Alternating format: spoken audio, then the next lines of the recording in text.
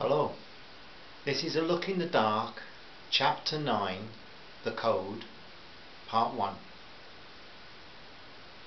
It was Monday morning in Clapham and the sun was warming as spring reached out to be summer.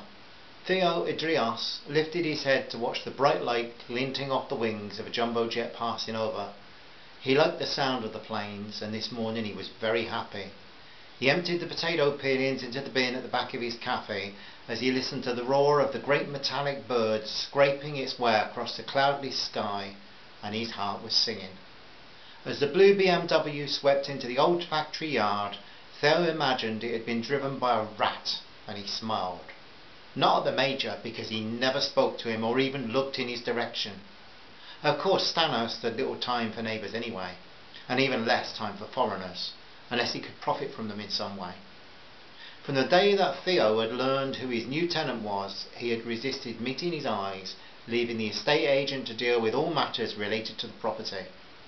Often after seeing his tenant arrive in the mornings, Theo had gone to the kitchen and chopped meat and vegetables in real anger, but today he was happy.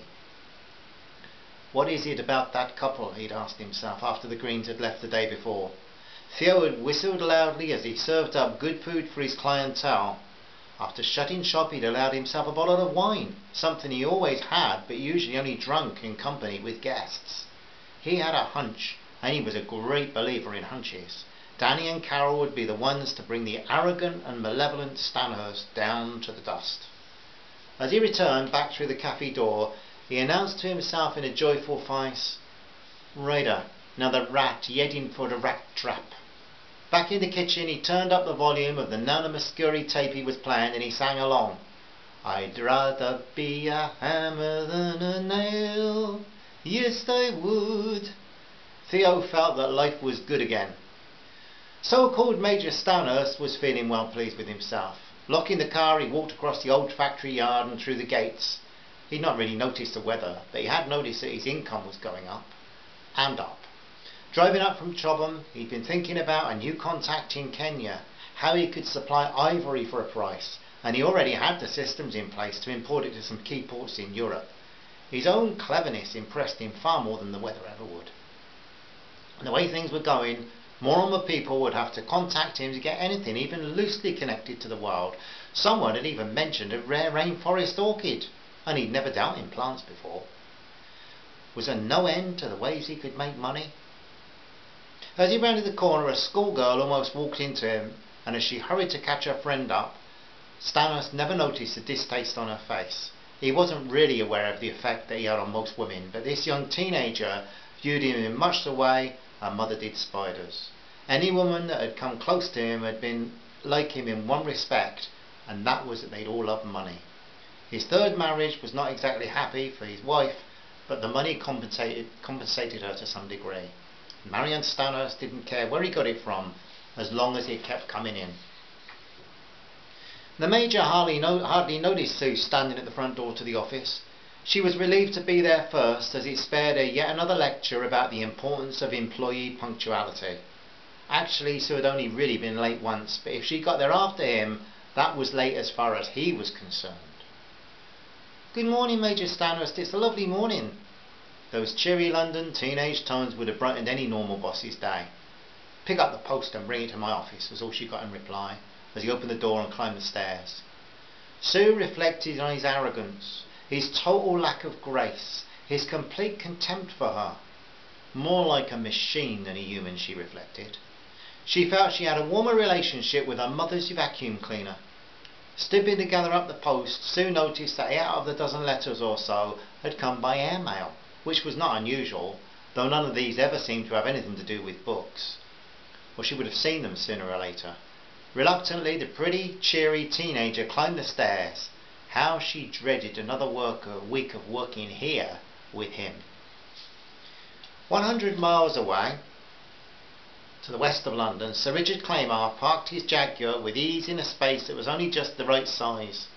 Unlike the Major, the aristocrat had noticed the weather. In fact, he thanked God for the beautiful morning as he drove past the chalk figure of the giant cutout on a Dorset hillside at St Abbas. He'd also been thinking of how privileged he was to be free from the normal constraints of men, No stuffy Monday morning office, shop or factory for him. There were times when he craved a normal life, but this morning he was finding great joy in his own. As he locked the car and looked at the familiar terrace house, Ricky wondered why there had been such an urgency for his help today. It wasn't that he was sorry about that, because the drive up in the beloved car was so much a pleasure to him, and he was always delighted to be in the company of the Greenes. It was the way Danny had almost insisted that he come to help that had intrigued him. He assumed there was a breakthrough in the investigation, but what would it be? All Sunday morning he'd been suffering doubts. What right had he to get these two young people into an arena of deadly danger? True, Danny was capable of handling the search for clues and evidence, but was it right to pit him against the Al Capones of the 1980s? Then there was that sweet girl Carol to worry about. Life in Northern Ireland had given her enough wit to fool a fox hunt, and she would have enough charm to still a lion, but Ricky still wondered if he was wrong to get them mixed up in this perilous business. As Sir Richard opened the gate, Carol opened the front door, and they were equal in the pleasure they felt as they greeted each other. Giving the aristocrat a family-like hug as he entered the door, Carol spoke warmly. "How you doing, Uncle Ricky? Good journey up, I hope. It's good to see you." Ricky Claymore grinned, kissed her cheek, and she laughed as the grey beard brushed across her face. "Fine, fine, and where's that Danny fellow? Oh, he's hard at work, and boy do we need your help. We need every brain we can get." "Listen, dear girl, if it's brains you want after you have to remember that I completely let that side down at school, except on the sports field and in the natural history side of things.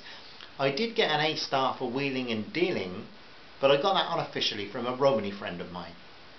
As he entered, Carol noticed that he was carrying the customary bottle of wine and something else.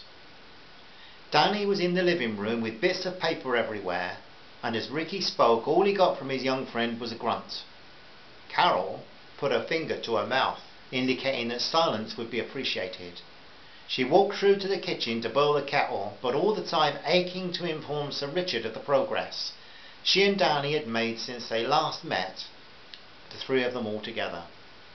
Sir Richard sat in silence, watching Danny scribble and shake his head, and then screw up a sheet of paper and throw it into the waste bin. "Sorry, Rick. I was following a theory there, but it didn't work." He shook hands with their visitor eagerly. "I didn't mean to be rude, but we really have a job on here, but we better take a while to fill you in, but we really do need your assistance. I hope that's okay." "Yes, fine, old boy. I have no appointments today. Off to Paris tomorrow to do a deal with Monsieur Gaston. Well, deal or no, the gastronomic delights will be splendid. Today, though, you can have my help for all it's worth. So, my friend, what have you to tell me, and why are we all going to be so busy?"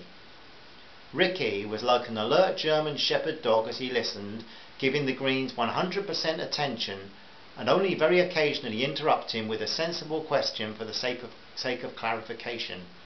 As Danny pointed at the large stack of coded records, making clear that this was the reason they needed his help, the pensive listener posed a concerned question. "Are you both absolutely certain that this Greek chap," he stroked his beard, "Theo," Carol helped tell, "Theo, can he be trusted?" So, Ricky's wondering, can Theo be trusted? They've a pile of papers, a code to sort out. How does it go from here? The next episode will follow very shortly. Love and peace to you, my friends. Bye-bye. Bye.